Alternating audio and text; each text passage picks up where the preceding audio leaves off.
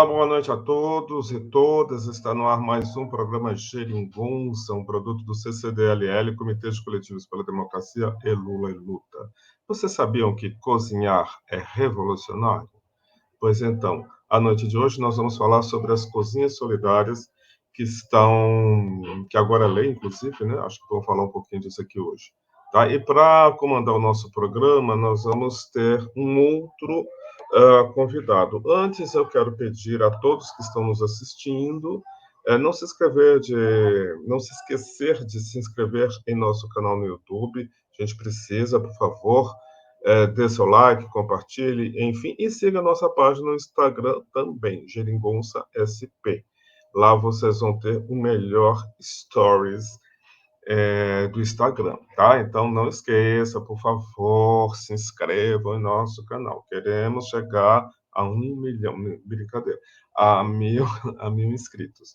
Então, hoje, para falar sobre as cozinhas solidárias, que está fazendo uma revolução, sobretudo no sul do Brasil, lá no Rio Grande do Sul, que está passando por um momento tão dramático, eu diria trágico, essas cozinhas solidárias estão fazendo uma diferença imensa para os gaúchos.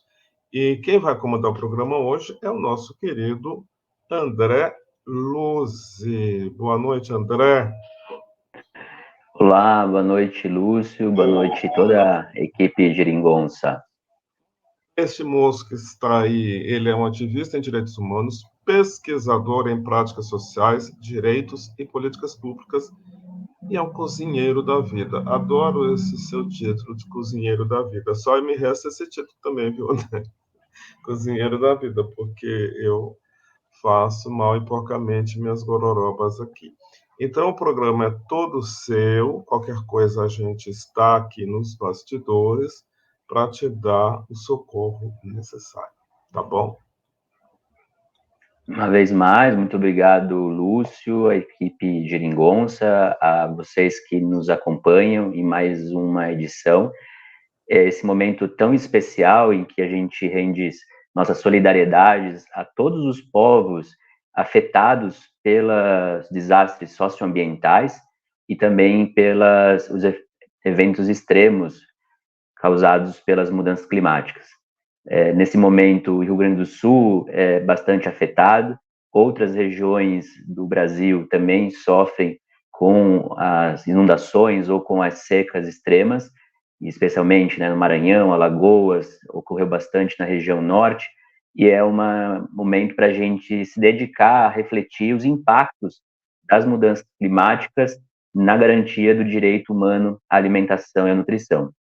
Ao longo da história, especialmente em nosso país, e dos momentos mais críticos de carestia, de ausência de alimentos saudáveis na mesa dos trabalhadores, os diferentes coletivos, movimentos, foram dando respostas à produção de alimentos saudáveis, desde os nossos quilombos, as comunidades indígenas, passando pelas escolas de sambas, os movimentos rurais sem terra e também os movimentos de trabalhadores sem teto.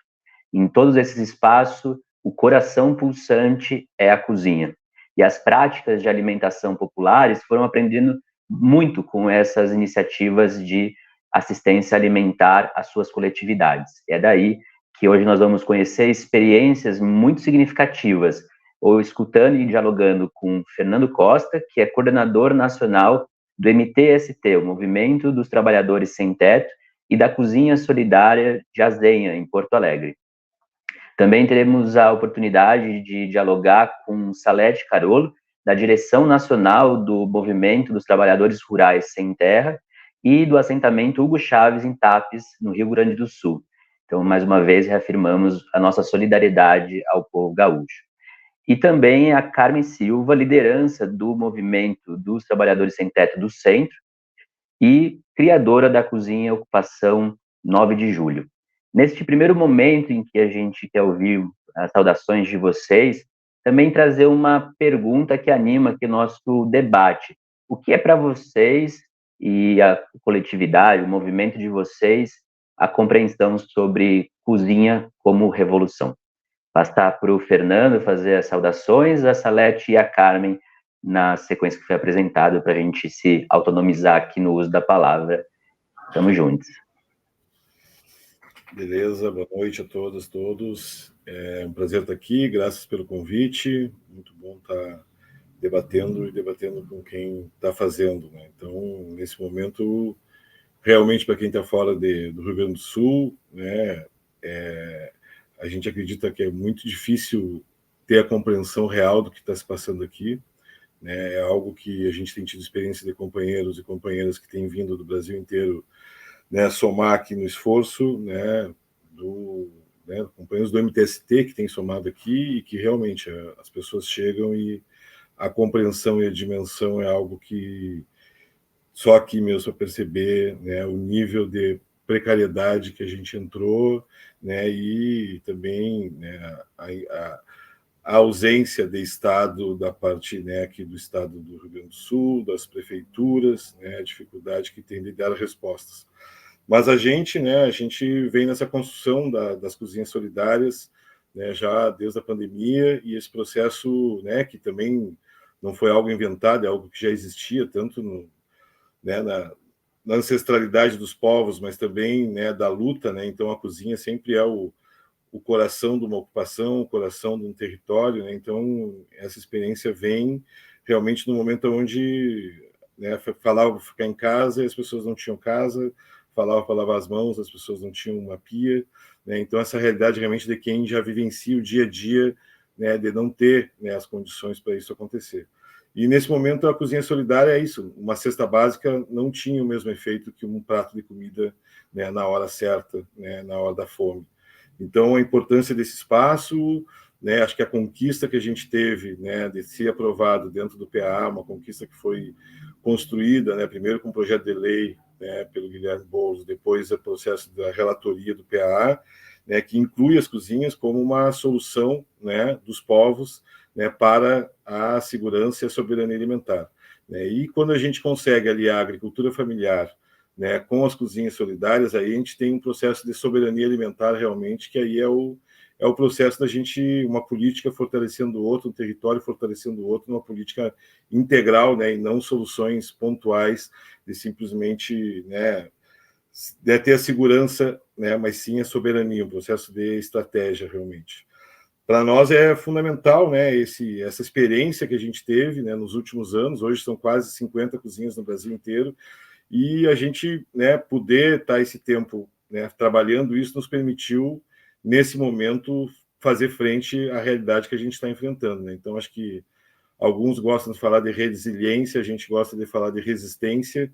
Esse processo de resistência histórica nosso nos permite hoje estar fazendo sair de 400 marmitas na Azenha, né, para 4.000 marmitas do dia, num processo realmente de transformação, numa ampliação, né, da cozinha da Azenha para outras cozinhas nos territórios a partir da necessidade, e também da unidade, né? Acho que também construir essa unidade tão necessária, né, que os movimentos sociais historicamente, né, constroem, a gente tentar nesse momento também dar um exemplo para a esquerda, né, de unidade, né? Então a gente tem que tentar construir esse espaço aí que realmente no processo que a gente vê nos territórios, o nível de captura do fascismo, né, e da extrema direita é muito grande na estrutura do Estado, né? Então bem importante a gente poder avançar nisso.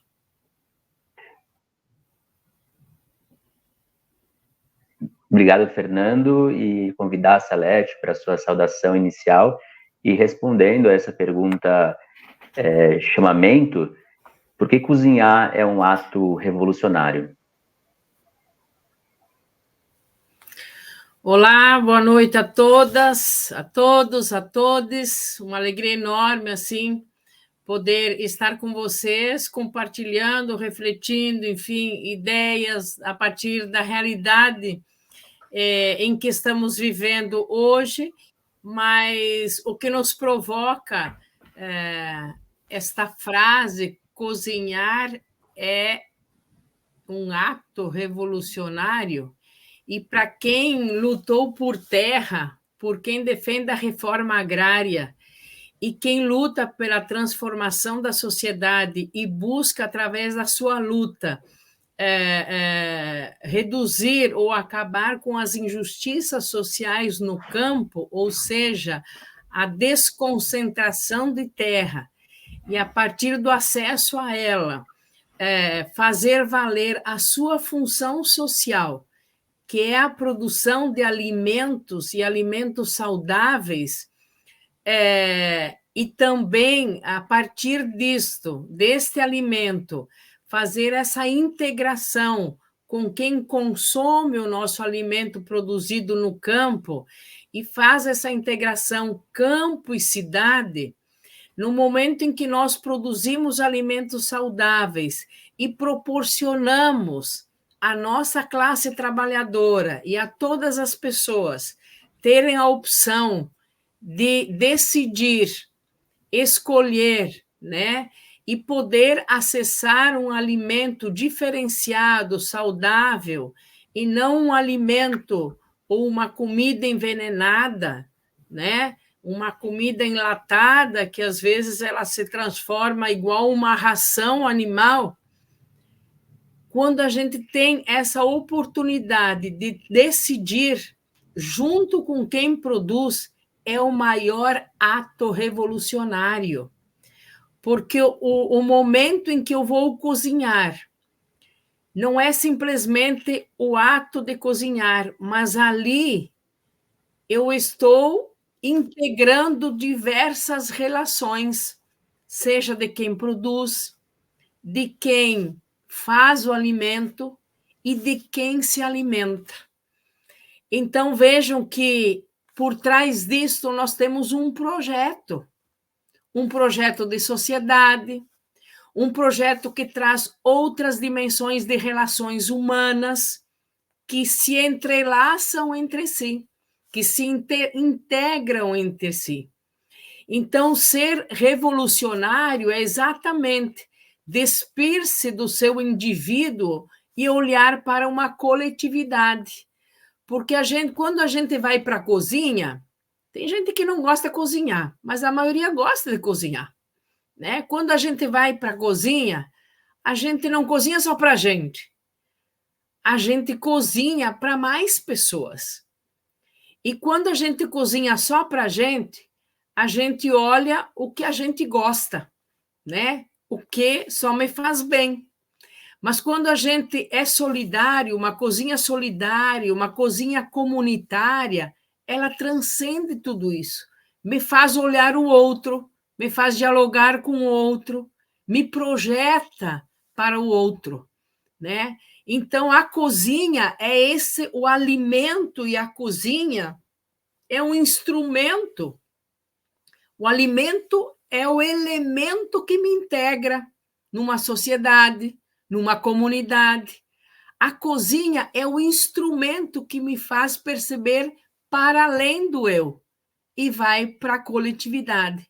Então, nesse momento, ele é revolucionário, porque vai nos desconstruindo do indivíduo e vai me conduzindo a um olhar coletivo, a buscarmos as soluções coletivas, a superarmos os desafios coletivos diante desta catástrofe.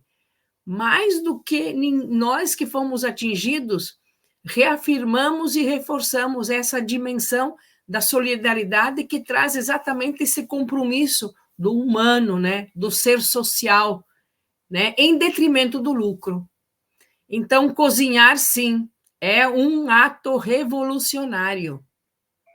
E quantas vezes, por essa explicação, que foi muito bem dada, tentaram criminalizar as práticas alimentares populares, a expulsar os diferentes saberes dos seus territórios e também tirar a possibilidade de, com nossas próprias mãos, plantar, produzir, criar os espaços de comensalidade comunal e depois ainda fazer o ciclo do alimento com a compostagem para que de volta a terra volte.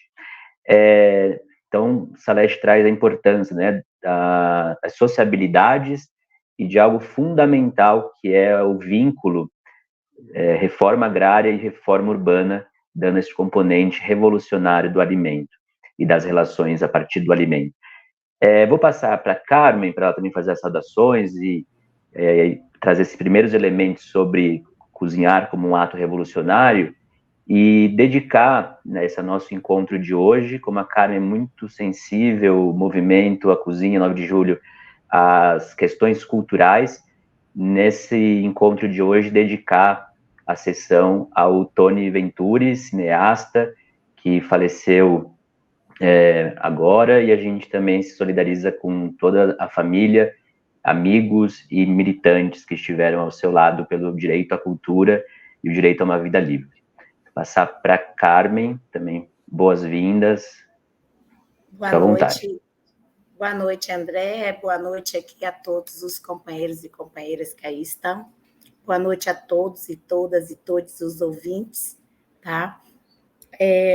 Bem lembrado, André, podemos deixar de referenciar as pessoas que foram exemplo para nós, né? Eu, há quase 25 anos atrás, eu ainda tinha uma quebra quanto liderança ativista de movimento social, de movimento moradia, que na área urbana tinha um grande paradigma com a questão da cultura, né?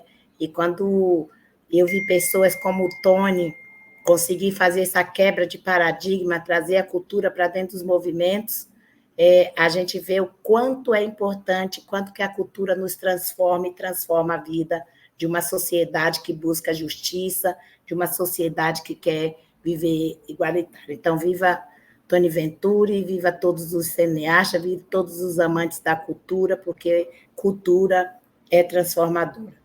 André, cozinhar é um ato revolucionário, sim. Além de um ato revolucionário, é um ato de travessias, né? Através da cozinha, nós podemos buscar a saudação do nossa ancestralidade, de colocar, né, através da mesa, né, uma boa comida, que é a questão da gente poder alimentar não só o corpo, mas também alimentar a alma. Cozinhar é revolucionário porque é saudoso, cozinhar é revolucionário porque a gente alimenta, cozinhar é revolucionário porque a primeira coisa que o ser humano busca é uma boa alimentação, né?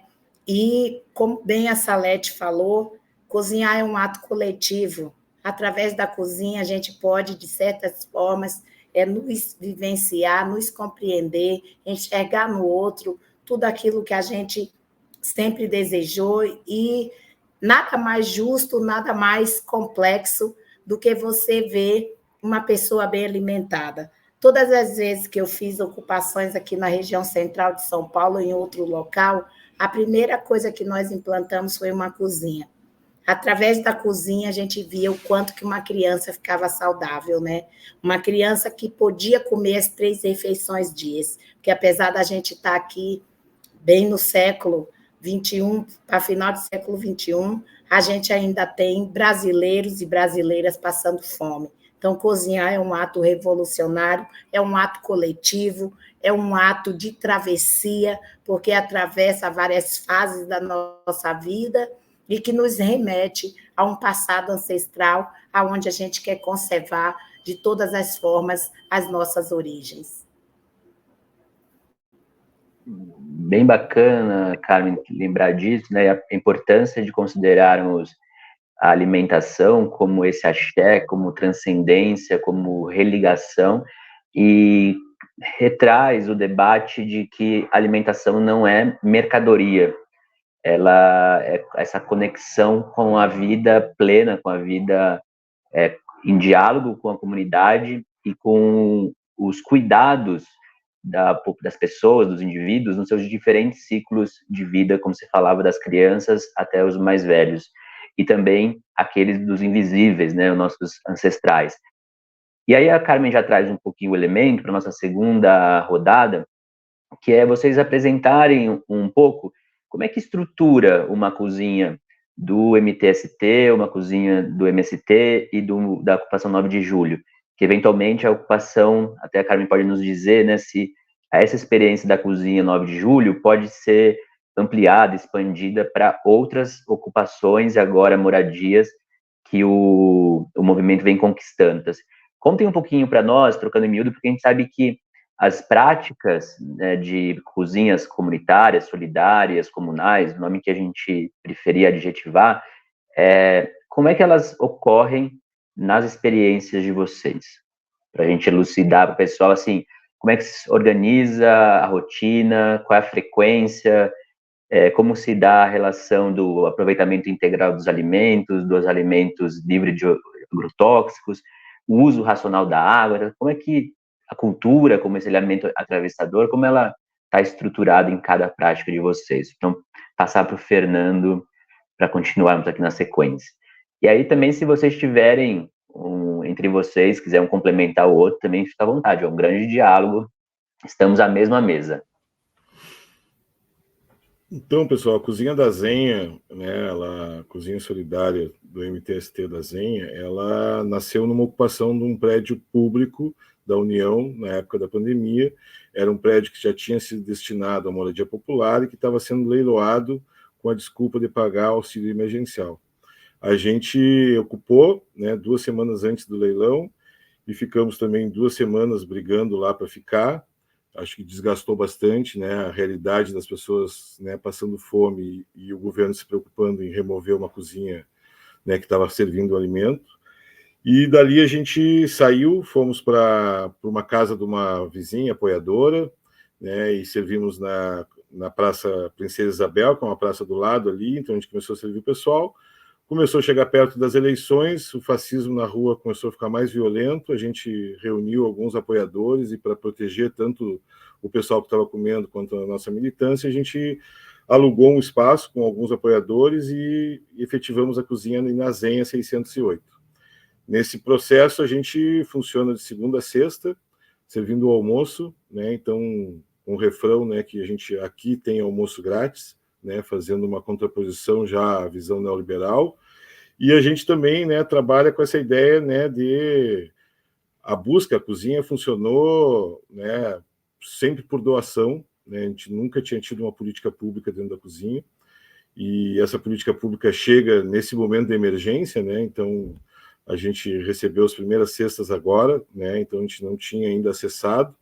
É uma política que vem se desenvolvendo, né, regulamentando, então, que trabalha com a questão do acesso ao alimento, né, o alimento de verdade, a ideia né, dessa compra por parte da agricultura familiar, né, essa priorização da compra pela agricultura familiar agroecológica, né, para nós isso é fundamental, isso é o que faz o vínculo com a soberania alimentar, o pensamento, a visão da soberania alimentar, só é possível dessa forma se a gente seguir comprando das empresas, né, corporativas que geram toda a desregulamentação, todo o ataque, seja no campo, seja no urbano ou no rural, a gente não vai construir uma coisa que transforme realmente. E agora nós estamos com a Cozinha Solidária de Emergência, né, que é um processo que a gente abriu, né, em outras situações, quando teve Petrópolis, quando teve no Acre, no sul da Bahia, onde tinham cozinhas próximas, solidárias do movimento próximo, a gente buscou organizar, né, somar nesse momento de desespero do pessoal, de poder e de resposta rápida, né? Então a nossa resposta é mais rápida que a resposta do governo, né? A resposta da solidariedade, ela é imediata e a gente conseguiu com isso atender as famílias que estavam em necessidade nessas crises. E nesse momento que, né, quando em setembro teve a questão do Vale do Taquari, né, a gente somou com o MAB lá, em 2 irmãos, conseguimos construir uma cozinha solidária lá. Foi uma experiência muito boa na parceria também de somar esforços para garantir o atendimento do pessoal. E nesse momento agora também, né, temos tentado somar também, então nessas articulações aí para a gente conseguir garantir essa comida. Então a cozinha hoje ela está funcionando todos os dias, né, sem parar no final de semana. A gente está conseguindo, ali pelas 10 horas, 10h30, começar a distribuição das marmitas. Hoje atrasou, porque o nosso caminhão foi preso, né, foi apreendido pela polícia, né, porque tinha 1 mês de IPVA atrasado e o sistema fora do ar. Então, assim, não tinha como pagar e a gente, né, e a prioridade da polícia era parar o caminhão, né, da Cozinha Solidária que estava trazendo marmita, mantimentos. Tem sido muito importante para nós esse transporte, porque realmente é uma dificuldade, né? A logística é uma dificuldade, né? Ainda mais nesse momento que está tudo trancado. Então, para nós tem sido esse espaço, né? E a cozinha a gente organizou uma somada de esforços, porque também a gente, né, não tem muita gente, né, claro que agora, né, o pessoal dos voluntariados somou bastante, mas a militância também, e a gente conseguiu organizar ali junto com o MAB de novo, com o MPA, com o pessoal da Marcha Mundial das Mulheres, a gente conseguiu, né, se organizar para, né, dividir as tarefas, organizar e conseguir dar esse salto de 400 marmitas para 4.000 marmitas. E hoje já vem expandindo, a gente, né, conseguiu abrir uma cozinha agora em Canoas, né, também lá no Morro da Cruz o pessoal também organizou a cozinha, né, a gente está com uma Nulami também que está iniciando, então a gente está num processo realmente de organizando o que já tinha de relações para poder fortalecer esse processo das cozinhas solidárias, e frente ao governo também, a gente tem tido essa conquista, né, de conseguir conquistar, né, tanto receber a cesta, receber o gás, receber a água, né, que a gente está recebendo nesse momento, e também poder ter um apoio na questão dos equipamentos, né, da estrutura da cozinha para viabilizar esse trabalho, e uma luta que a gente tem desde o início, né, das cozinhas, que é como remunerar as cozinheiras, como remunerar o pessoal do trabalho nas cozinhas. Então também é uma discussão bem importante para nós, né, que do trabalho militante e como é que a gente consegue estar se organizando nesses espaços. Então, o trabalho começa às 4 da manhã, né, às 4 da manhã a galera começa a fazer a preparação. Um dia antes tem o pré-preparo, né, o corte dos alimentos, preparação de tudo. E no dia, né, a gente começa às 4 e vai até mais ou menos umas 10, 10 e meia, com as marmitas preparadas e já saindo a distribuição com, né, transporte solidário, né? Então a galera com carro vem, ou o pessoal com moto vem e distribui, ajuda na distribuição dos alimentos, vão os militantes também junto para acompanhar essa entrega, né? Não é só um prato de comida, é uma visão de mundo, uma perspectiva de transformação que a gente também está fazendo e que a gente acha importante nesse momento é essa territorialização, trabalho de base, porque as pessoas realmente, o desespero e o abalo das pessoas é muito grande, e a resposta que a gente tem visto do Estado é bomba, bala de borracha, né, violência policial. A gente teve um caso ontem aqui na Princesa Isabel, né, onde 2 homens botaram fogo, tem uma situação de violência policial, né, de um assassinato, e a gente está nessa pressão, porque também tem outras, né, na última tempestade a gente viu, né, quase 140 mobilizações espontâneas na cidade por luz e água, e a resposta do Estado foi bala de borracha nas mães de família que estavam lutando para ter uma água e uma luz.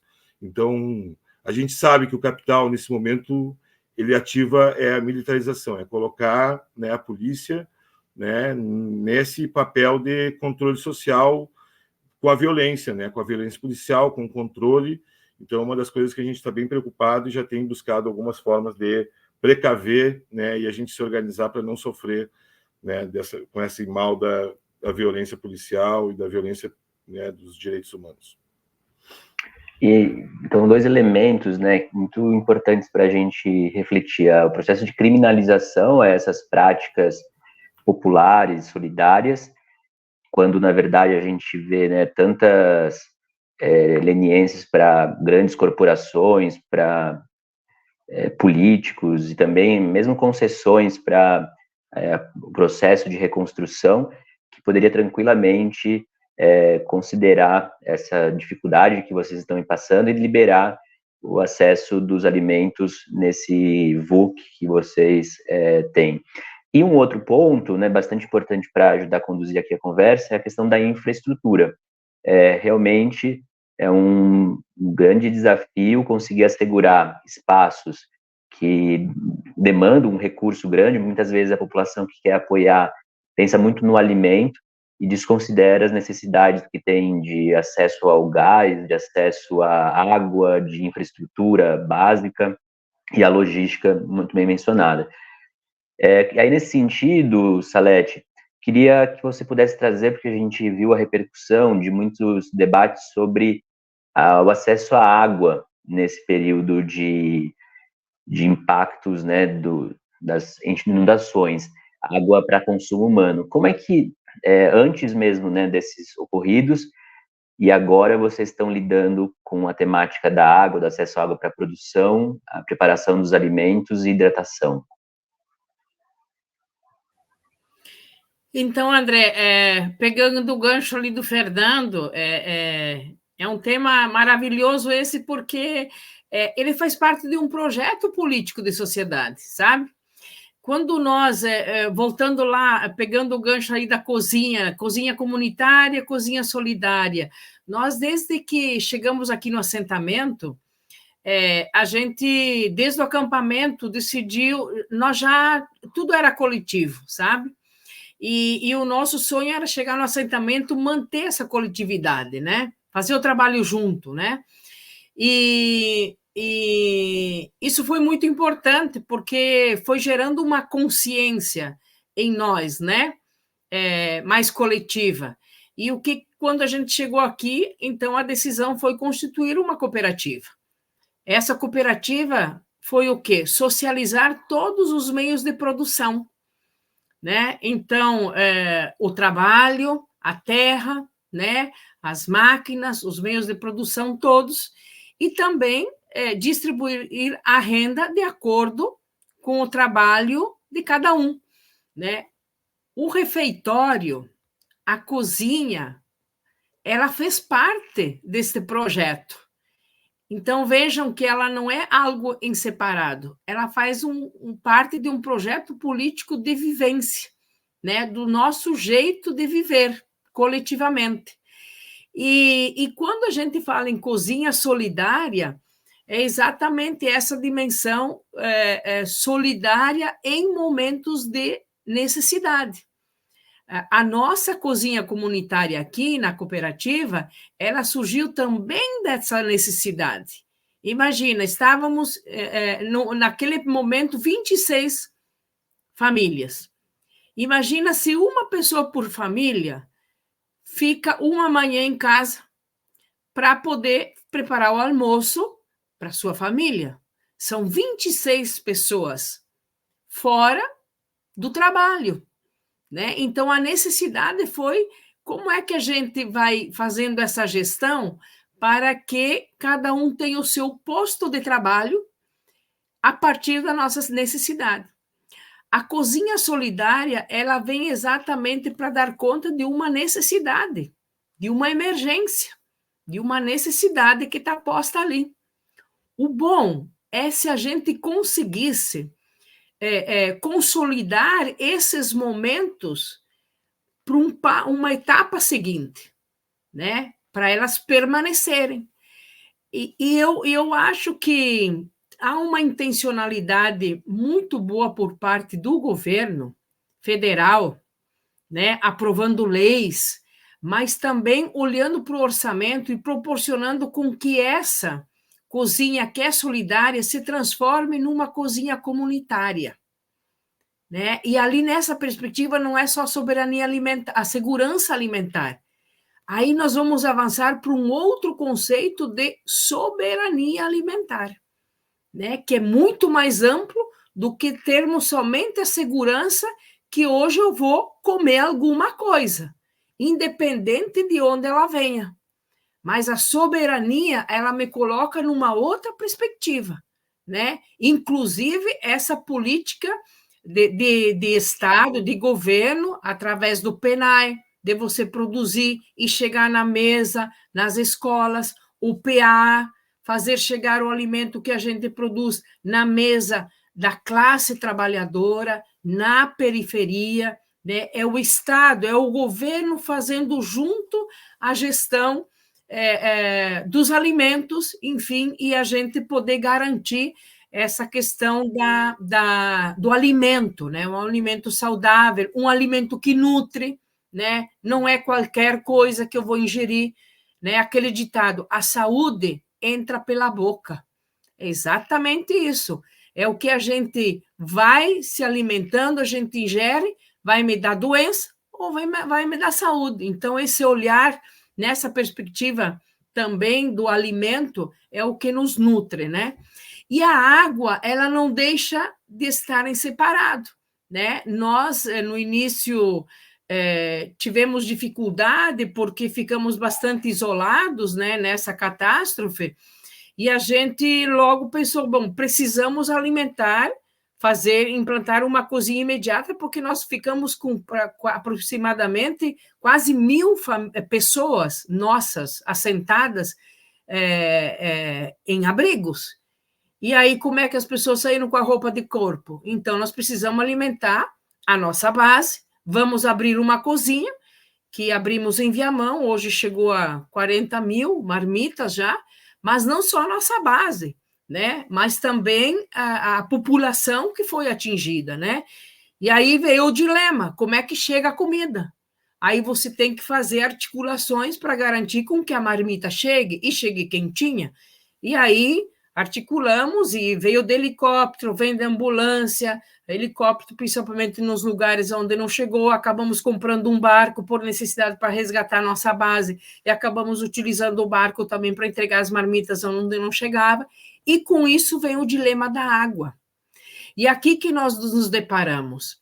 Nós temos água muito boa em Viamão, e a gente fez vários contatos, né, com as prefeituras disponibilizando essa água. O que nos prejudicou? Nós não tínhamos estrutura para levar essa água, que era caminhão-pipa. Aí articulamos as nossas cooperativas em todo o estado para ver se a gente conseguia pelo menos 1 ou 2 caminhão-pipa, e não conseguimos nenhum. Então, o nosso dilema foi de que como é que a gente consegue dar conta, nós temos uma água e aí não conseguimos fazer chegar ao alcance de quem precisava, né? Então, se começou um movimento inverso. Quem precisava e tinha condições de chegar em Viamão, pegou seu próprio carro, suas estruturas, ia até lá e levava água, né? Mas nem toda a água chegava, porque as famílias estavam isoladas, né? Depois, quando se acomodaram nos abrigos, né, uma coisa mais estruturante, então foi mais fácil chegar. Mas dizer assim, é um tema que dialoga, né? É uma necessidade a gente dialogar sobre isso, porque, se vamos ver, nós temos a água potável e uma água gratuita, né? Enquanto não chegou ao seu destino, tivemos que ir comprando água, né? E levar em garrafas e em galões, né? Agora, por isso que a gente se depara assim, em algumas situações em que a vontade de fazer, às vezes as condições colocadas não te ajudam, né? Elas te inviabilizam, né? E nesse sentido, André, houve sim, de nossa parte, a vontade, mas teve uma ineficácia, né? Porque vontade sem ação não resolve, né? E ainda estamos, assim, trabalhando na perspectiva agora, retornando as águas baixando. Hoje conseguimos articular um caminhão que vem de longe, mas vamos trazê-lo, porque a nossa tarefa aqui, além de fornecer a comida, a quentinha boa, saudável, é chegar com que todas as famílias tenham água. Porque, embora Eldorado do Sul, que foi a cidade mais atingida, hoje a volta da água, mesmo saindo gotinhas da torneira, não dá para tomar. Então, a tarefa de alimentar o povo e abastecer com água, ela continua, né? Porque não tem como ficar se utilizando da água da torneira, que ela automaticamente vem meio que contaminada, né? E isso traz também uma preocupação de vocês aí, mas também nas demais cidades do Brasil todo, mesmo as águas que chegam para o consumo humano, a gente sabe da quantidade de agrotóxicos que existem nas águas usadas para tratamento, e às vezes as cozinhas no Brasil inteiro, né, são muitas cozinhas que hoje pudemos mapear, e também o Ministério do Desenvolvimento Social, como são práticas muito distintas, ainda as cozinhas padecem de ter um acesso a uma fonte segura de água potável e de qualidade. E em outros territórios, o problema é a convivência também com a seca, com a ausência de água para preparação dos alimentos.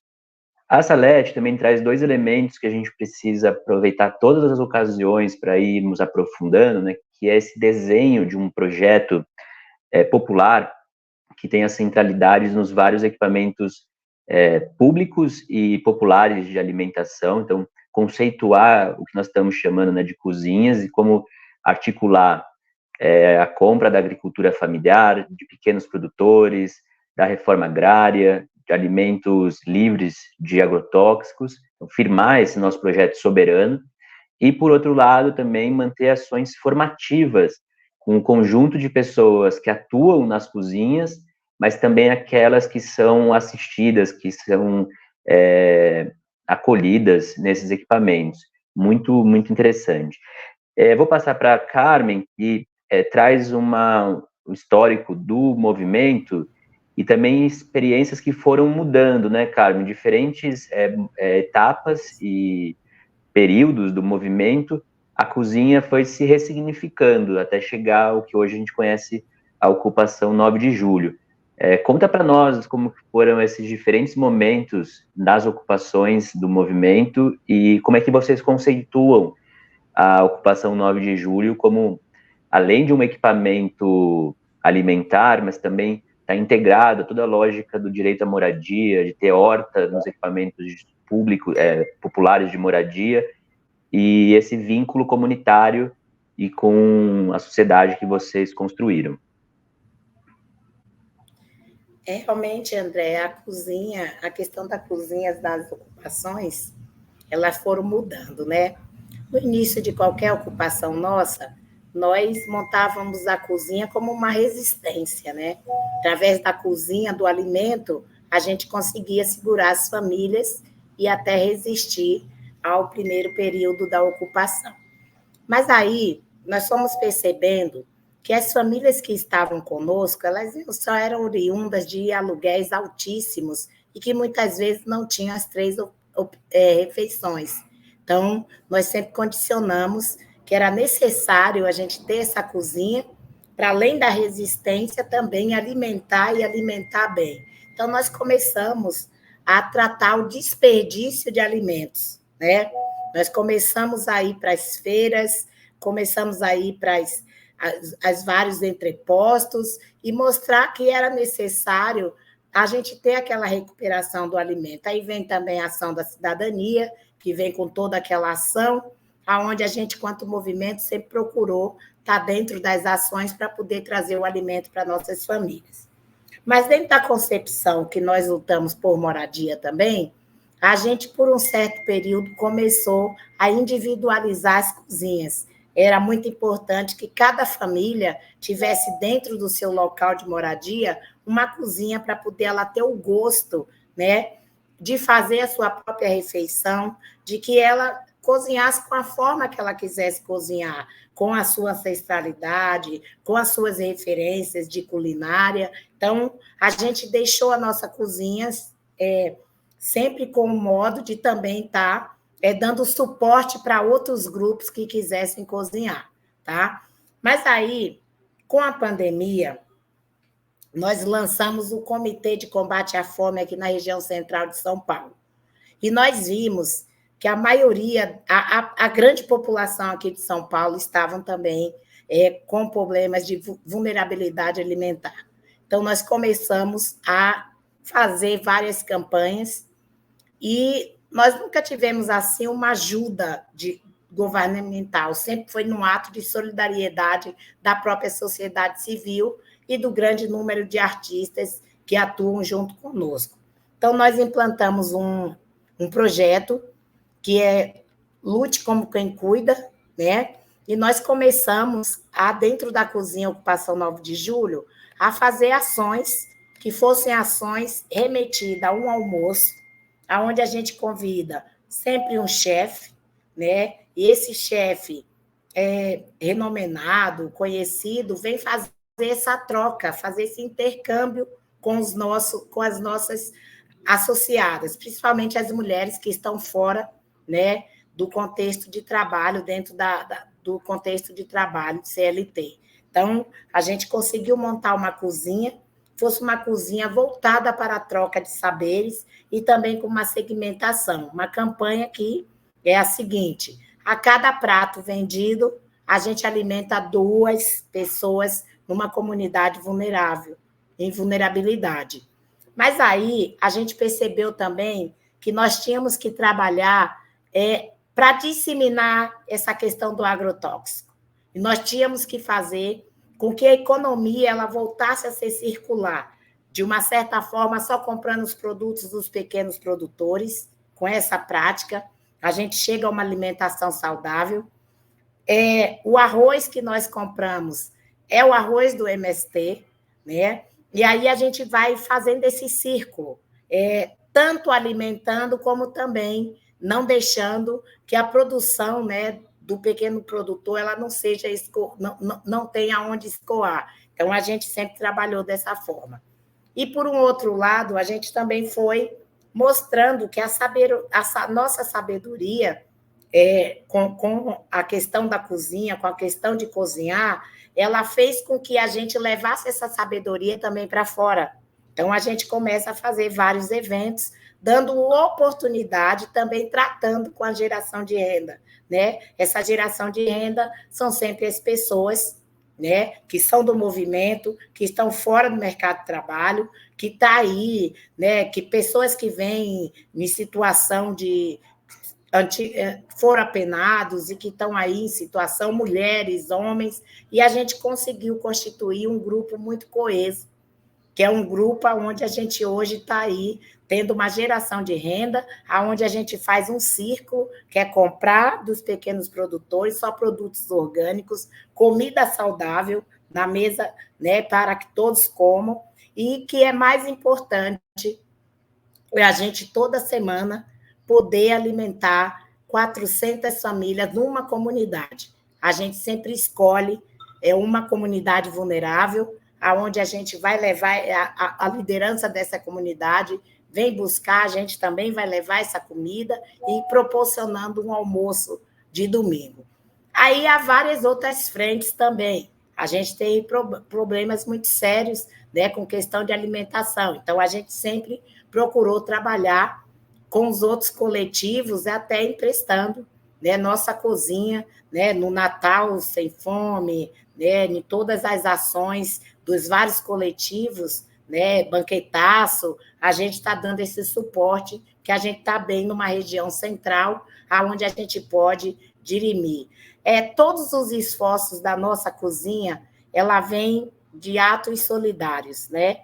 Nós ainda, agora que a gente se inscreveu no Programa Federal da Cozinha Solidária, mas tudo foi a várias mãos. É essa rede que contempla a Ocupação 9 de Julho e o MSTC.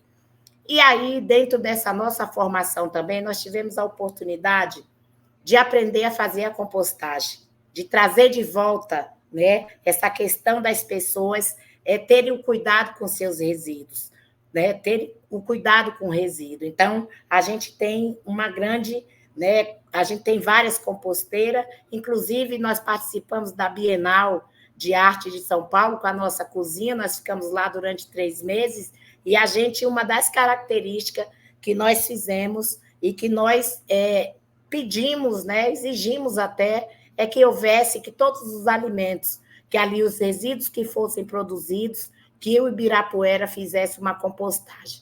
E essa compostagem nos rendeu 3 toneladas de composto, do qual a gente levou para várias hortas urbanas, inclusive para a tribo Jaraguá, né, para as mulheres do Gal, na Zona Leste, para a Zona Norte, e dentro da Ocupação 9 de Julho, a gente também tem essa tarefa da compostagem, que é muito gratificante. A gente vê que os resíduos eles voltam para a terra e que torna os alimentos saudáveis.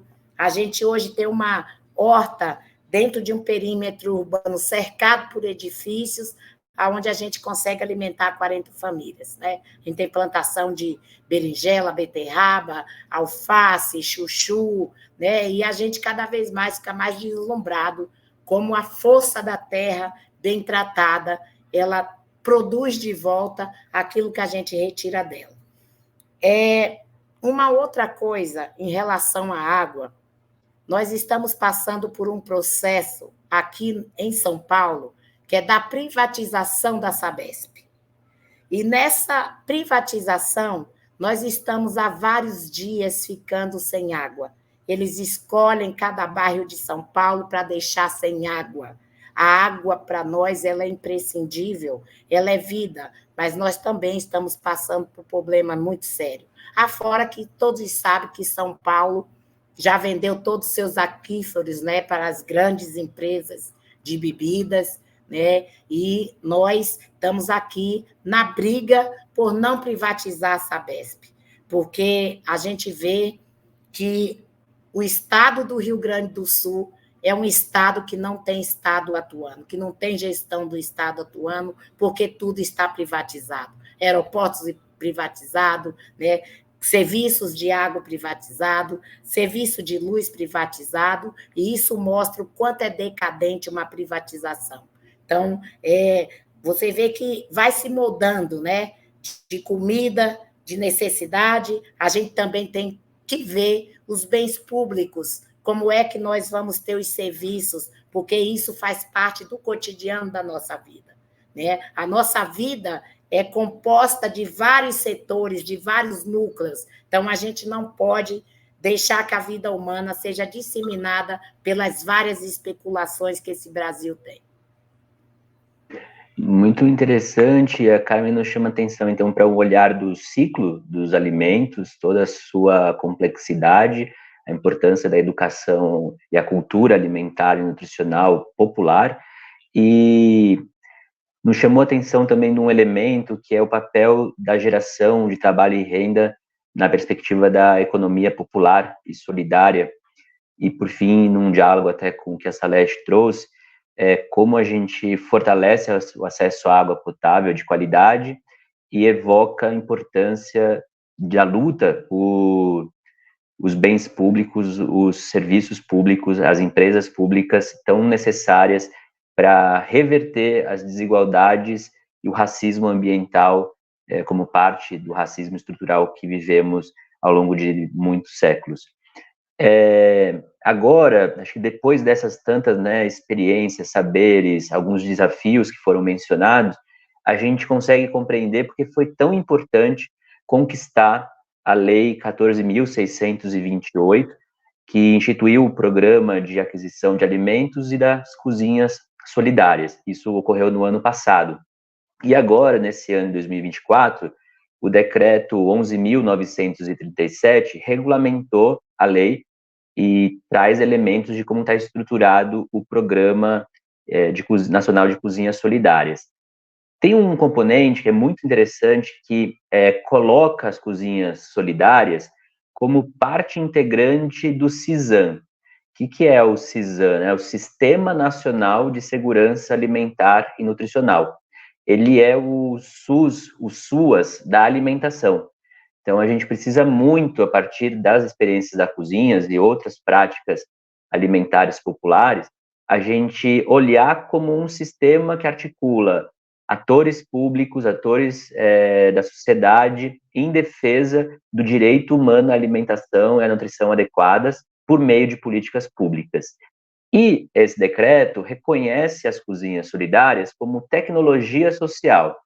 Então, como que eles estão considerando que as cozinhas são conjuntos de atividades, técnicas e metodologias replicáveis, desenvolvidas mediante processo coletivo de organização, desenvolvimento e aplicação por interação da comunidade e que representam efetivas soluções de transformação social para o enfrentamento dos problemas decorrentes da situação da insegurança alimentar e nutricional. Então, as cozinhas solidárias, elas não concorrem com os outros equipamentos públicos de alimentação, nutrição, abastecimento, mas sim criam uma articulação no território para efetivar o direito à alimentação. E aí, ouvindo agora uma nova rodada, e nós estamos entrando no momento final do nosso encontro, já deixando que vocês fiquem muito à vontade para fazer perguntas, algumas já estão circulando aí no chat, a gente gostaria de, se vocês quiserem, incentivar que façam novas perguntas. Passa agora uma rodada que vocês nos contem quais são os principais desafios ou oportunidades para a implementação desse programa, porque ele prevê o cadastramento a homologação, o reconhecimento dessas práticas como cozinhas solidárias, tem alguns prazos para que elas tenham sua existência, para serem validadas como uma cozinha, e a partir disso o governo federal vai poder fazer aportes, apoio financeiro para essas cozinhas, superando muitos dos desafios que vocês já comentaram. Então, no ponto de vista de vocês, quais são os caminhos, os próximos passos que nós devemos seguir para implementar esse tão importante programa? Passar para o Fernando.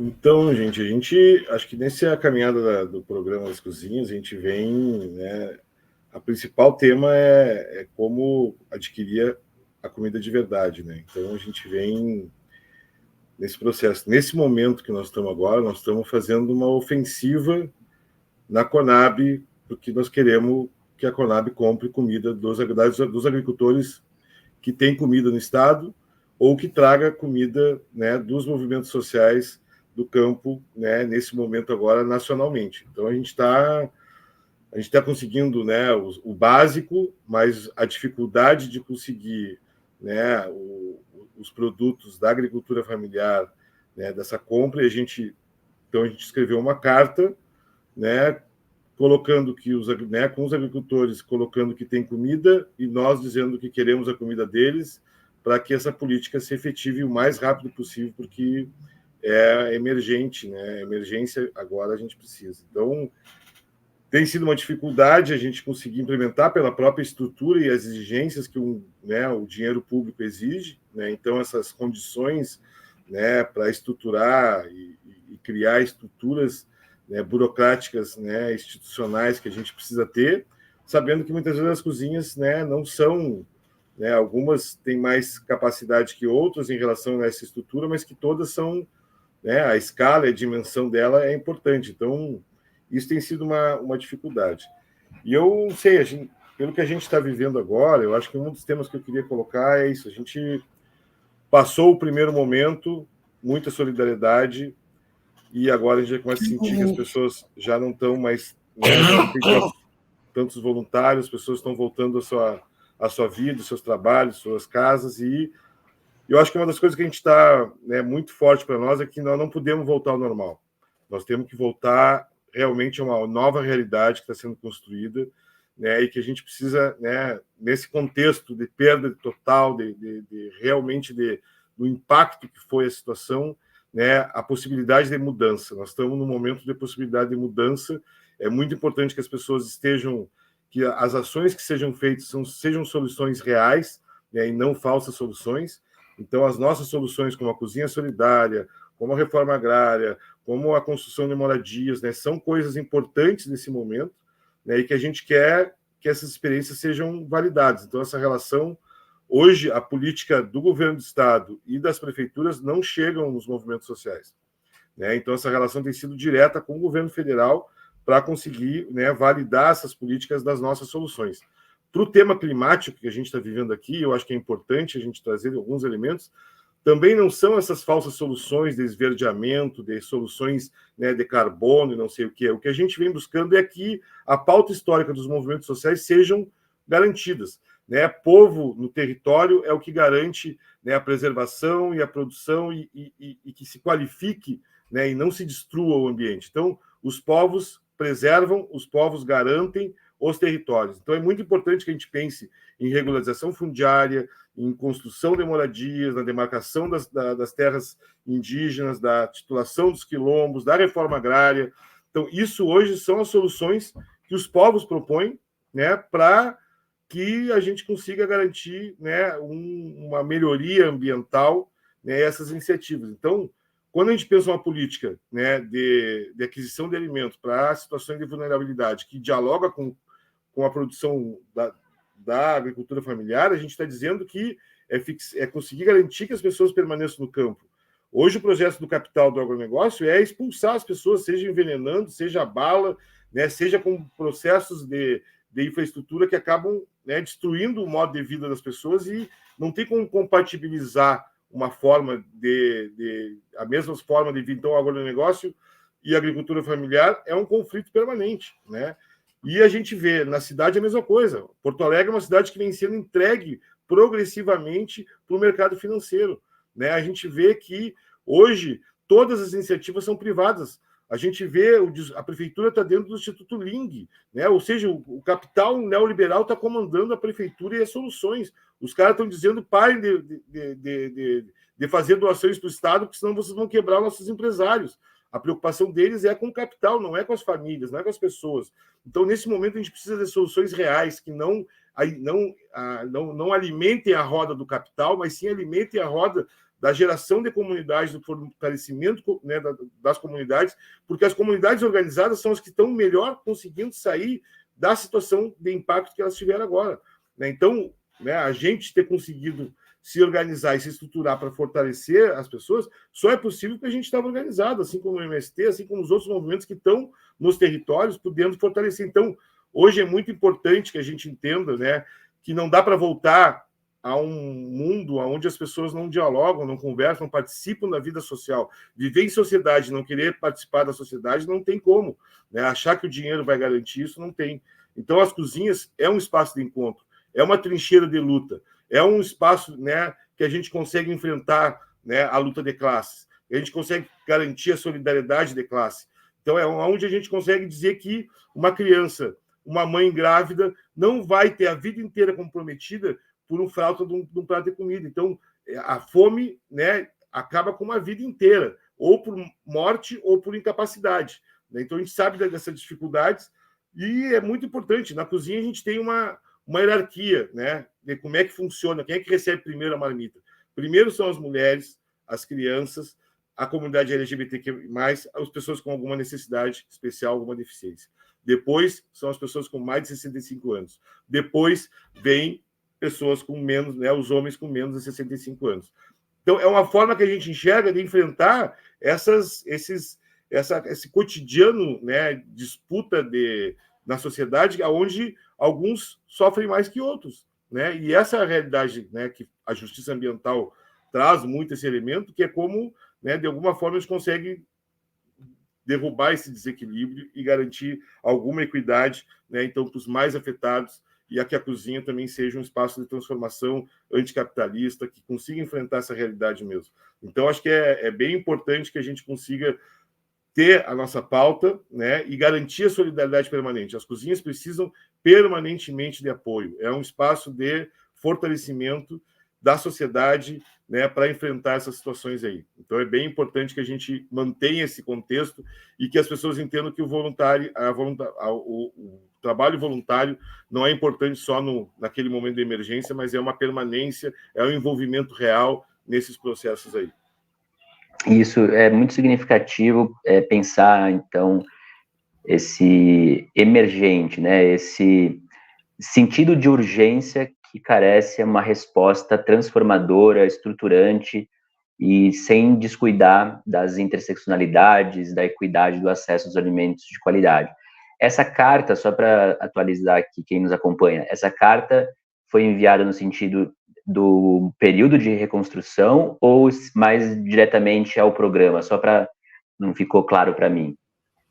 Essa carta a gente organizou agora pela situação, né? A gente começou a contactar as cooperativas, né? A conversa com o MPA, o pessoal dizendo, não, nós temos comida, e a dificuldade da aquisição desses alimentos por parte da Conab, né? E a gente vem, né, num esforço conjunto, né? A ideia é que a gente garantir que a Conab seja esse espaço forte, né, do Estado que garante, né? Então, para nós é fundamental que consiga se estabelecer e que a gente vença nessa burocracia, nem que seja nesse momento de emergência, que eu acho que pode avançar em alguns pontos do que a gente vem tentando construir.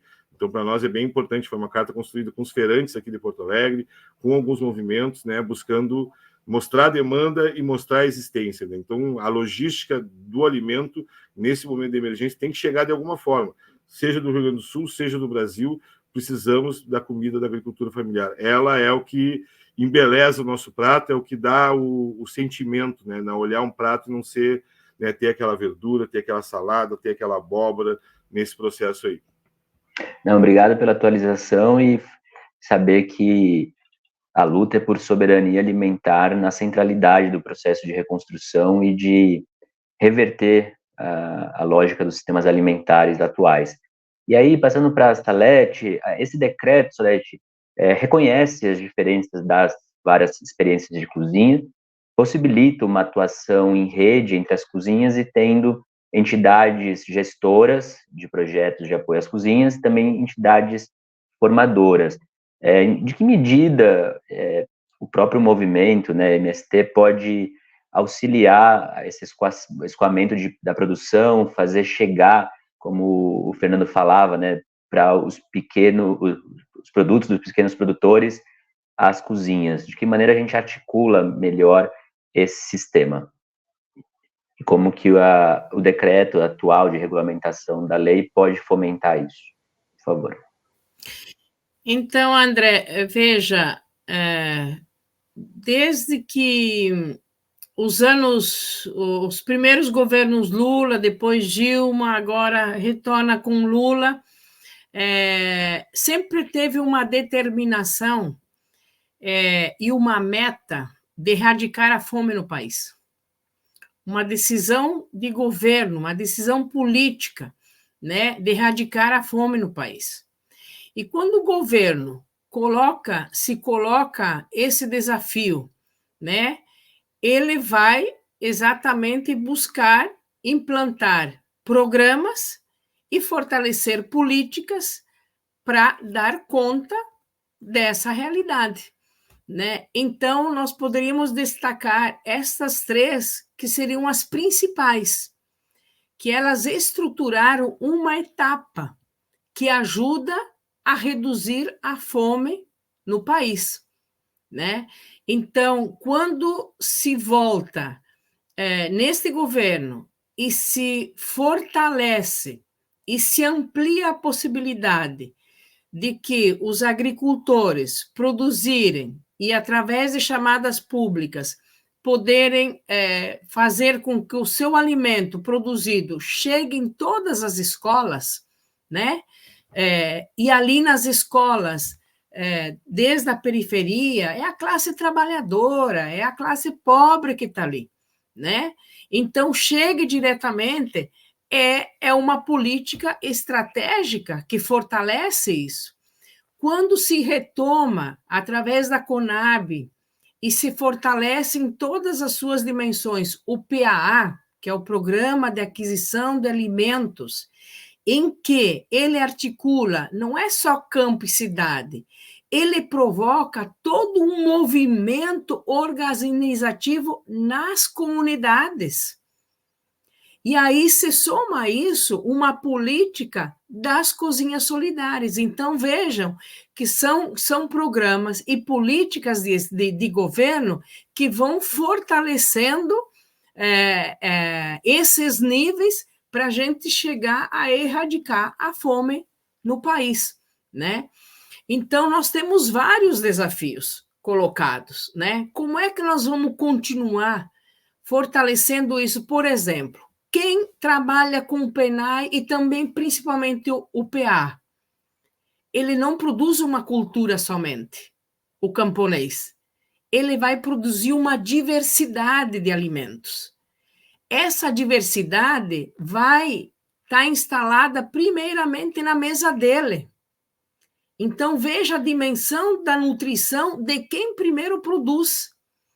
Que quem produz, mesmo o pequeno agricultor assentado, enfim, que produz soja no seu lote, ele não tem essa diversidade de alimento na sua mesa. Ou ele compra fora, né, cheio de hormônio, contaminado por veneno, ou ele produz o próprio alimento. E quando você gera um excedente planejado, organizado, e o governo tem um programa que te garante a compra desse alimento, isso fortalece e desencadeia todo um avanço na produção de alimentos saudáveis, na diversidade. Por quê? Porque o programa garante que você não vai desperdiçar aquilo que você produziu. Principalmente aqueles assentamentos, e na sua maioria, com raras exceções, os assentamentos são próximos da cidade. Então, tem essa dificuldade. Quando você é assentado 20, 30, 40, 50, 72 quilômetros do principal centro da cidade, Como é que você consegue produzir e chegar em feiras na cidade?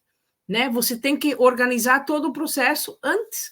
Então, nos leva o desafio de ter que beneficiar a produção, industrializar o alimento, né? Beneficiar, passar por um preço mínimo para não se perder o alimento, para você se viabilizar economicamente.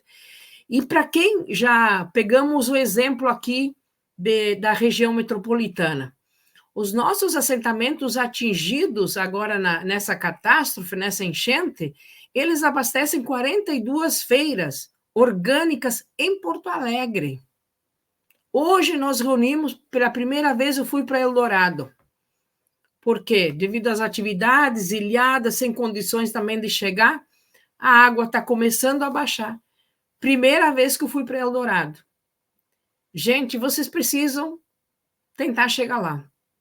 Quarta-feira vem o ministro, Paulo Teixeira, vai lá querer ver a realidade. Edgar Preto também vai lá no assentamento. É uma situação desoladora. Tudo está perdido. Tudo ficou a 8 metros embaixo d'água. E uma das senhoras que produz lá, ela me disse, Salete, minha maior tristeza não é que eu perdi a casa, não é que eu perdi as máquinas, as estufas. Isso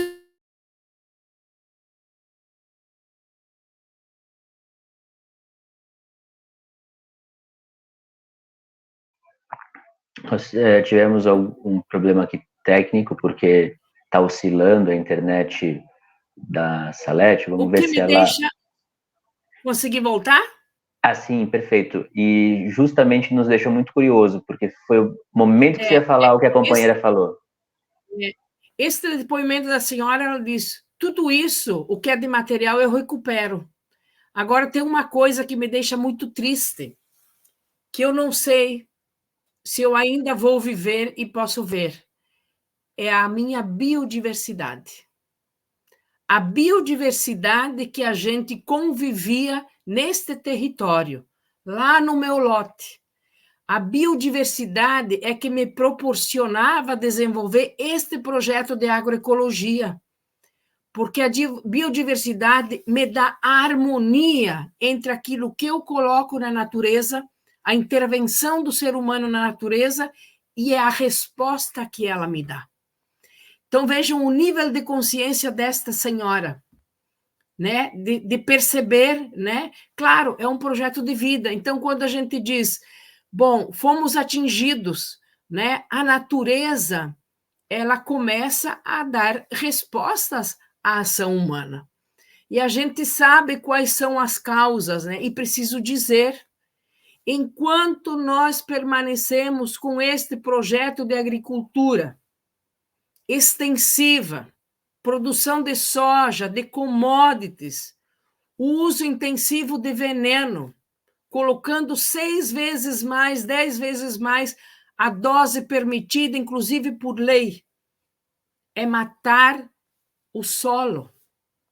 Nós sabemos qual é a causa que gera o assoreamento dos rios, né? E vem cada vez mais. Estamos agora com a notícia, vai vir mais chuva, vai voltar a ter água de novo, vai voltar a enchente, né? Então, cada vez mais, o apelo e o desafio, se a gente desejar e quiser e continuar sonhando com um projeto de agricultura camponesa, sustentável, de alimentos, para alimentar o ser humano, né? Nós precisamos combater esse projeto, né? E aqui a gente pode dizer, há um projeto, sim, político de agricultura, que tem a sua base na agroecologia, tem a sua força na cooperação, no trabalho coletivo, tem a sua estratégia estruturada nas novas relações humanas, tem a sua perspectiva das relações de gênero postas. A maioria, quem dirige, quem coordena e quem faz a gestão das hortas na metrópole, a maioria são mulheres, né? O empoderamento feminino na agricultura, isso a gente não consegue de graça. Isso faz parte de um projeto mais estratégico, né? Então, o que nós fomos atingidos aqui na região metropolitana nos atacou muito forte, é a possibilidade de acabar com o nosso projeto de agricultura.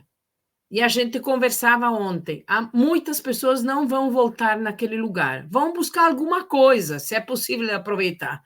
Mas nós estamos discutindo o reassentamento dessas famílias e transformar ali, sim, numa grande reserva de floresta, né? Vamos devolver à natureza aquilo que sempre lhe pertencia, né? Em algum momento, né, realizado um assentamento, mas hoje a gente já tem consciência. Nós precisamos salvar a natureza. Terra tem, terra mais alta, é possível a gente se desenvolver em outro lugar. Independente de onde a gente for, este projeto de agricultura será implantado. E o compromisso dessas famílias é exatamente dar conta dos seus contratos do PENAI, os seus compromissos com o programa da alimentação escolar, ou do PAA, e também continuar fortalecendo cada vez mais, abastecendo as feiras e os espaços, né, de entrega, os compromissos, os contratos que tem, e também continuar abastecendo e alimentando as cozinhas solidárias e as cozinhas comunitárias. Perfeito, uma bela visão de todo, assim, bastante completa. E aí nos traz um elemento sobre a necessidade de assegurar a participação social neste plano de reconstrução, tendo, né, como tínhamos mencionado, a soberania alimentar a sua centralidade. E no programa nacional de cozinhas solidárias, o decreto trata de que o processo de transparência vai se dar por um comitê de assessoramento, né, que envolve os ministérios mais afetos ao tema, a Secretaria-Geral da Presidência da República, também o Conselho Nacional de Segurança Alimentar e Nutricional e a CONAB, a Companhia Nacional de Abastecimento. No nível local de acompanhamento e fiscalização da execução desses convênios, será feito pelos conselhos municipais de segurança alimentar, ou na ausência deles ou inoperância, por alguma razão, os conselhos municipais de assistência social. Ao passar para a Carmen, a gente quer colocar, então, esse tema, Carmen, que para vocês do movimento é sempre muito sensível e vocês se dedicam muito a ocupar os espaços de participação social, né? E também a formação, cada vez mais hoje chamamos de agentes populares de alimentação ou de agroecologia. Então, de que maneira o movimento vê a necessidade, como se dará a participação social popular no acompanhamento do programa? Vocês conseguiram já refletir o que vocês fazem no movimento que pode ser lições para esse processo de participação social no Programa Nacional de Cozinhas Solidárias? Passo a palavra. André, nós, o movimento social, a gente sempre teve uma preocupação de ocupar vários espaços, né? A ocupação desses espaços, até mesmo a nível de coibir os atos de criminalização que vem sobre nós. Então, a gente ocupa vários conselhos da cidade e, como você mesmo moldou, o MSTC foi passando por transformações. Então, a questão do meio ambiente, a questão do verde, sempre ficou dentro de nós. Então, a gente começou também a assumir os conselhos gestores dos parques, né? Hoje, a gente faz gestão do Parque Augusta, né? E não seria diferente da gente também estar participando e estar inserindo e formando as várias companheiras e companheiros para estarem dentro do Conselho de Soberania Alimentar. É muito importante, tá? É muito importante.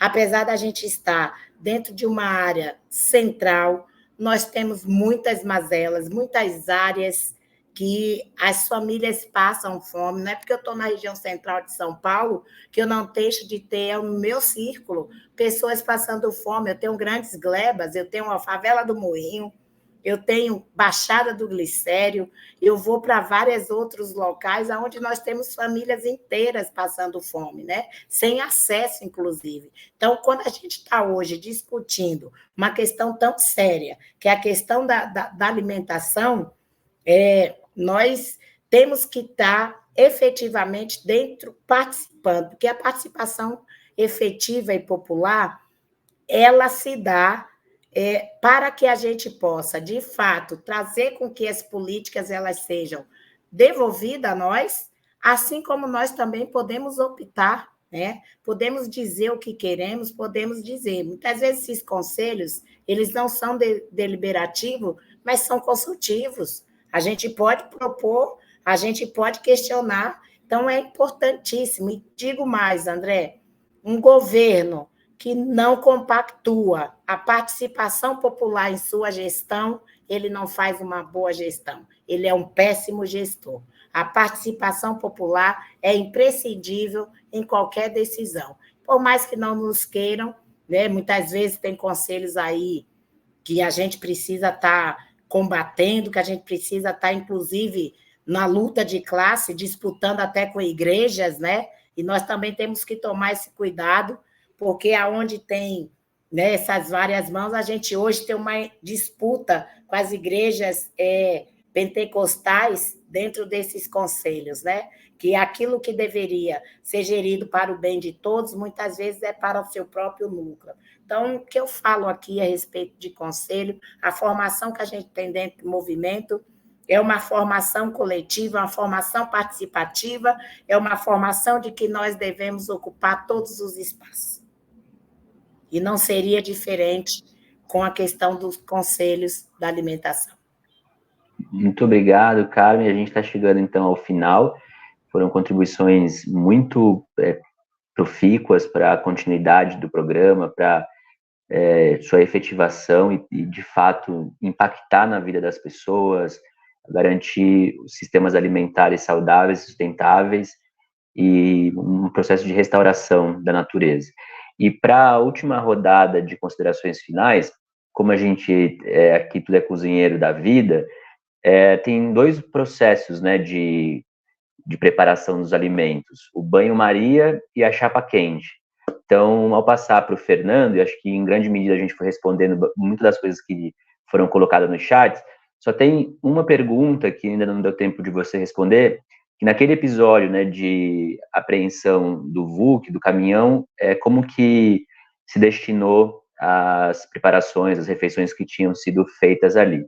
E aí, se você puder emendar, o que no dia de hoje está em chapa quente e o que no dia de hoje está em banho-maria.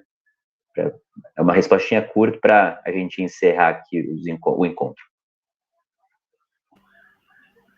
Então, André, eu acho que a situação ali, a gente ainda está com um caminhão preso, a gente está nesse esforço aí a gente acionou, né, a presidência e o secretaria-geral, estamos numa pressão forte aqui para liberar, mas a gente sabe que não eram os documentos, né, realmente criminalizar. Então, estamos tomando as medidas necessárias, assim como a questão, né, da violência policial. E eu acho que é importante, tinha uma coisa que a gente estava avaliando, né? Aqui nós temos feito uma luta muito grande em relação ao tema da mineração, né? Então, Porto Alegre, há pouco tempo, estava com um projeto de uma mina de carvão a céu aberto, do lado do Rio Jacuí, com 100 metros de profundidade de cava, e que se esse projeto tivesse saído, não tivesse tido a resistência, a vitória popular nessa luta aí, nós hoje estaríamos, né, Porto Alegre estaria alagada com água ácida, né, água com metal pesado, né, porque com certeza invadiria e seria uma destruição muito maior. Assim como o projeto de São José do Norte, que propõe tirar, né, fazer uma dragagem para a exploração do titânio, ou o anúncio já da fábrica nova de celulose aqui no Guaíba também, que são todos processos de morte. Qualquer problema nesses projetos, né, o impacto é nas famílias, é na vida das pessoas, é nos modos de vida. O Marcelete estava colocando isso, é uma destruição totalmente de uma construção de vida, né, um território de vida, uma condição de potencializar a relação com o ambiente. E hoje a gente tem que confrontar os nossos projetos de vida com projetos de morte, que realmente, né, colocam em risco a vida de todas as pessoas, seja falar de agrotóxicos, seja falar de transgênicos, seja falar das indústrias, né, que não têm os critérios de licenciamento, que estão totalmente destruídos, né, no Brasil, no município, no estado, né, o governador destruiu a lei ambiental, 400 elementos que foram arrancados da lei ambiental, né, todo o tema dos agrotóxicos, que nós tínhamos leis que defendiam algumas coisas, então isso tudo destruído, né, em defesa de um projeto que gera a contaminação e o comprometimento do projeto dos outros, né? Então, toda a destinação do lucro não é o lucro deles é o empobrecimento do povo. Sai, não tem uma criação de dinheiro, eles extraem. Então, vocês imaginam hoje as famílias que perderam uma pessoa e que não vão conseguir voltar a estabelecer a força de trabalho familiar. A gente imagina toda essa perda que as pessoas tiveram. Então, a gente vai precisar de um processo muito longo. E eu acredito aqui que é importante muito que isso seja a quente, sabe? A chapa quente é agora a hora de indicar quem são os responsáveis, porque tem pessoas, tem projetos responsáveis pelo que está acontecendo agora. Não é a natureza, não é uma aprovação divina, não é alguma questão que a gente está passando, é responsabilidade de empresas, setores corporativos que comprometem e colocam em risco a vida da sociedade como um todo. E nesse projeto a gente tem que dizer basta. É o momento de nós dizer basta, não dá para estender um pouquinho mais. O que está acontecendo hoje aqui vai seguir acontecendo e pior. Ou nós vamos realmente ter uma posição enquanto sociedade de botar limite no capital em relação ao que está acontecendo e nós não vamos voltar para o lugar onde não dá para viver mais. Nós vamos para o lugar que tem. Então nós precisamos realmente, né, que a discussão de propriedade privada, a discussão dos bens materiais tem que ser discutido nesse momento. Não tem, o cara que está numa propriedade não pode fazer o que quer dentro do terreno. Ele tem que ter condicionantes que a sociedade estabelece. Então, a destruição do Código Florestal, a destruição do Código de Mineração, a discussão do Código das Águas, são vários elementos que a gente tem tido, né, um processo de lobby desses setores corporativos permanentemente no Estado brasileiro, destruindo proteções e garantindo lucro. Então, é a estatização, né, do prejuízo, né, e a privatização do lucro. Então, é só na boa, né? Então, assim, realmente é impossível não seguir assim. Acho que o momento é a chapa quente, né? E a gente tem que ter e botar eles em banho-maria. Eles realmente têm que segurar esse processo e a gente tem que garantir isso. Mas precisamos de muita mobilização, muito envolvimento e as pessoas dizerem um basta, porque isso é o dia a dia do que está acontecendo com a gente. Então, muito fortalecimento ao poder popular. Muito obrigado, Fernando. E se as pessoas quiserem colaborar, contribuir, somar essa rede das cozinhas solidárias do MTST, como elas podem fazer? A gente está com uma campanha no Apoia-se, né? Então dá para, né, eu mandei para o pessoal aqui, vou botar na descrição, mas é apoia.se/enchentesrs ou a chave Pix, que é enchentes@apoia-se. Maravilha. Apoia.se. Isso aí. Muito bom, tá passando aqui no lettering, muito obrigado. E Salete, Salete, como você vê assim, o que está em chapa quente, em banho-maria, e como que as pessoas podem também contribuir com as ações das cozinhas comunitárias do MST? Muito bem, como eu não lido muito com chapa, né? Então, vou fazendo aqui uma mediação. Mas é interessante o exemplo, né, Fernando? Mas eu diria assim, a sociedade acredita, pelo menos nós, no campo da cultura do sem terra, acreditamos muito na possibilidade de a gente avançar na reforma agrária. Diria assim que há uma esperança nesse governo que se abriu a possibilidade de diálogo, né?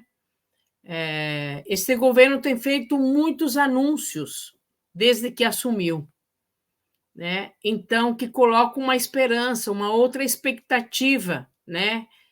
E coloca as pessoas numa outra perspectiva também, para poder acessar os programas, as políticas, né?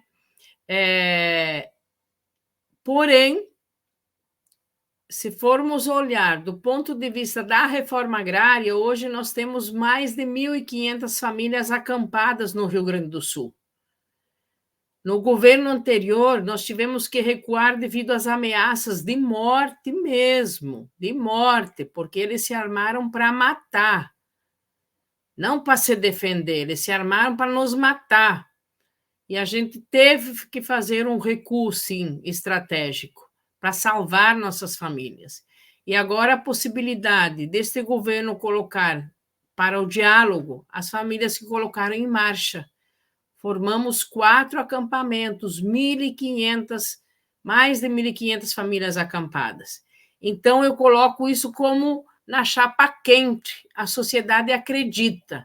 Agora, o que está em banho-maria? É a realização da reforma agrária. Nesse sentido, o governo está muito parado. Não chegou nenhuma família assentada no Rio Grande do Sul ainda. Tem sinais, né? A burocracia às vezes atrapalha, enfim, mas há sinais sim, né? E diria assim que, diante dessa catástrofe toda, se impõe sobre nós muitas reflexões. E uma delas, por exemplo, vamos olhar para a cidade de Eldorado do Sul. Quem conhecia, quem conseguiu vê-la embaixo da água, e quem vai lá e vê essa cidade agora baixando a água. Não dá para pensar uma cidade e continuar desse jeito ali. Então, se impõe para nós uma reflexão: como é que a gente vai construindo as cidades? Né? Com que tipo de estrutura? Né? Como é que você vai fazendo o formato, o desenho, né? Em que condições, em que estrutura? Como é que você vai reconstruir cidades colocando o ser humano no centro e não o lucro? Como é que você vai reconstruir a natureza tendo presente o ser humano e não o lucro? Né? Então, são vários desafios que eu coloco isso como na chapa quente. É o momento de a gente se dar conta e a contribuição individual e coletiva das universidades, né? Da academia, enfim, dos grandes intelectuais, da ciência, ouvirmos mais a ciência, tomarmos decisões, implantar ações estratégicas e que coloque no centro o ser humano.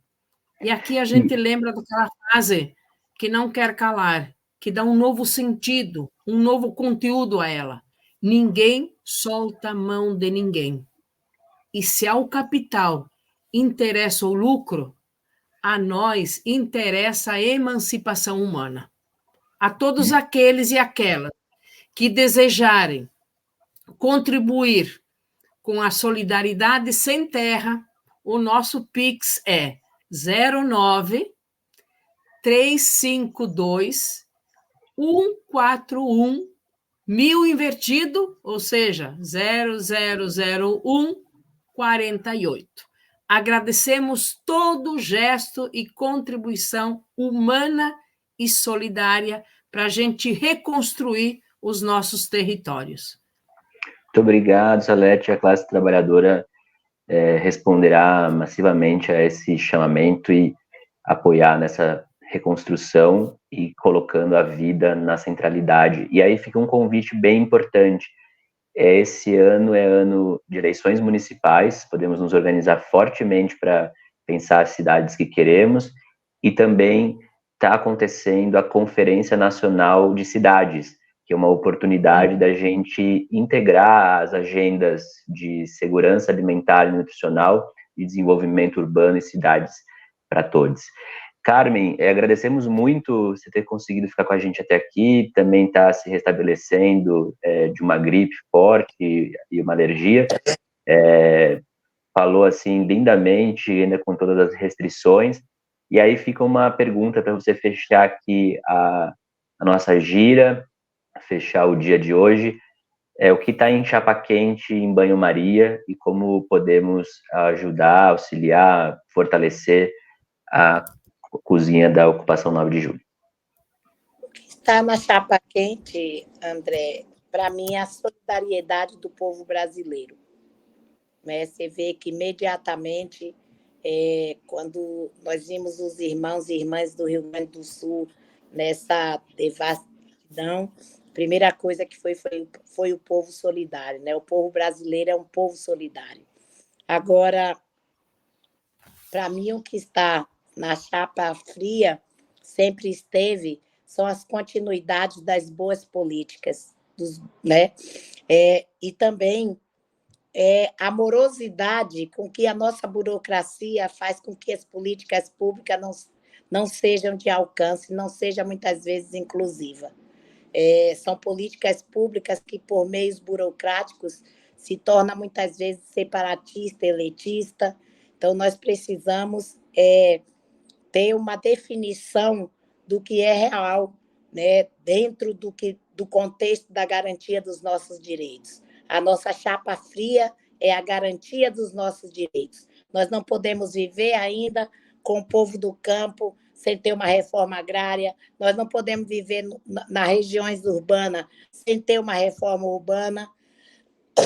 Quando a gente fala de reforma urbana e reforma agrária, nós estamos falando de todos os direitos que são compostos, que a gente está falando só de um pedaço de terra, só de um canto para morar. Nós estamos falando de vir todas as políticas setoriais, né, que agrega a vida do ser humano.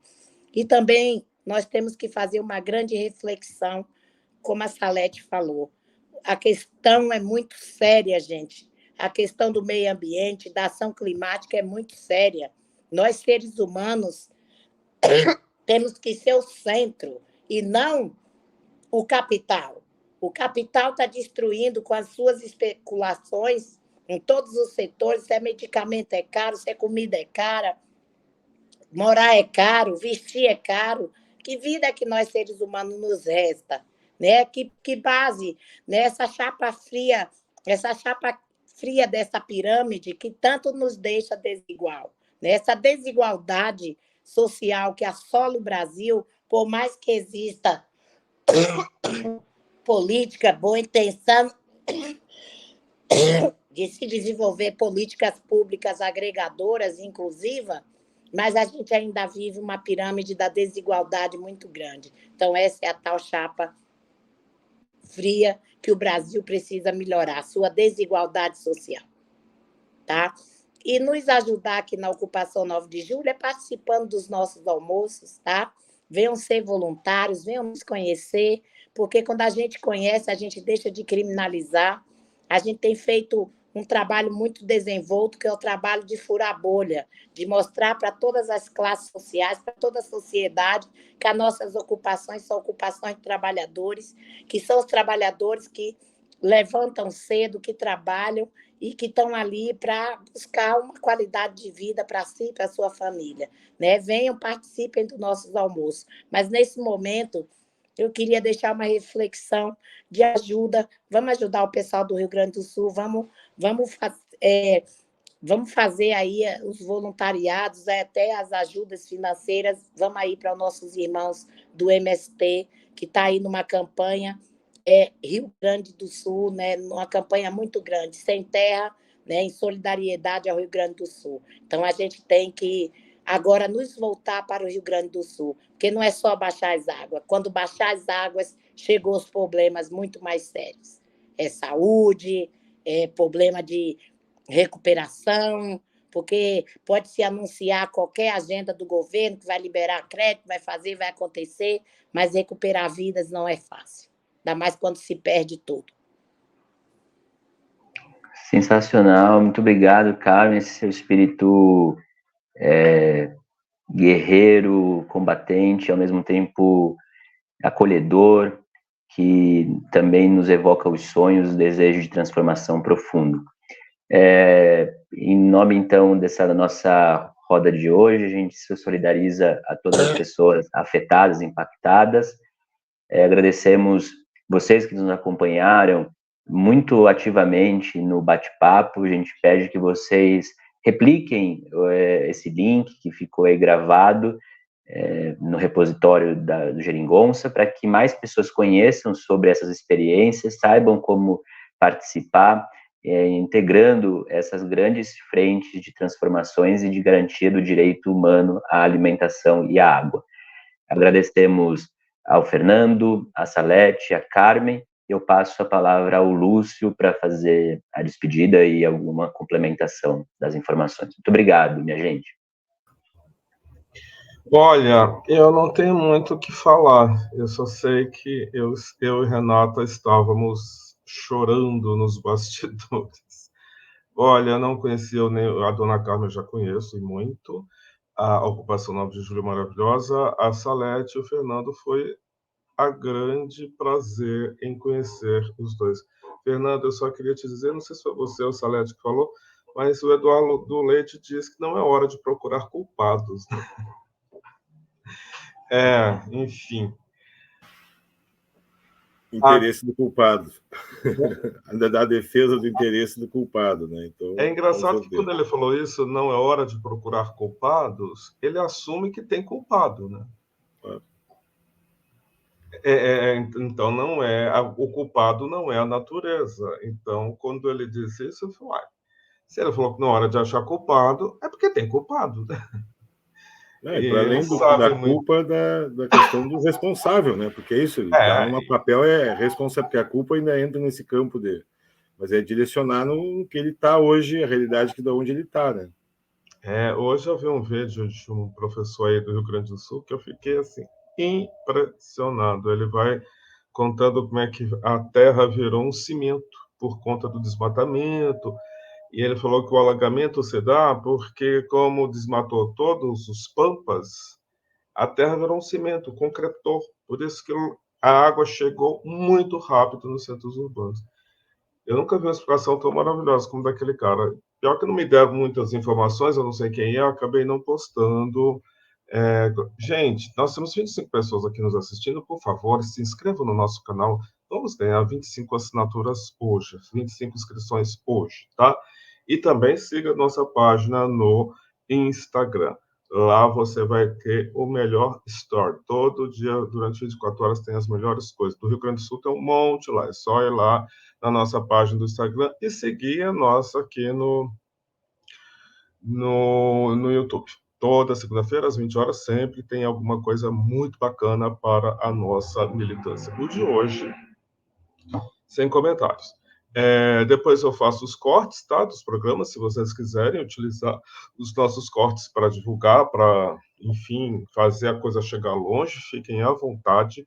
Entrem lá no nosso... Semana que vem só que eu começo a postar os cortes do programa de hoje. Entra lá na nossa página do YouTube ou do Instagram, eles vão estar todos lá.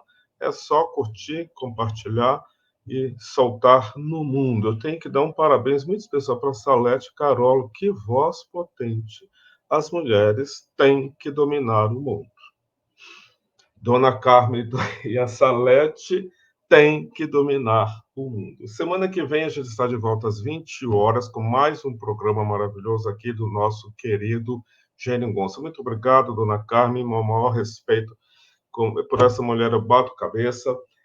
Muito obrigado, Salete, muito obrigado, Fernando. O MTST eu já conheço bastante aqui de São Paulo, já conheço, o MST, né, conheço de só core salteado, passado, futuro e presente. Muito obrigado, e até a semana que vem, se Deus quiser. Agora eu tenho que fazer um negocinho aqui. Espera, deixa eu me achar, não me achei. Tenham paciência, fiquem aí. Gente, cadê? Achei. Até a semana que vem, se Deus quiser.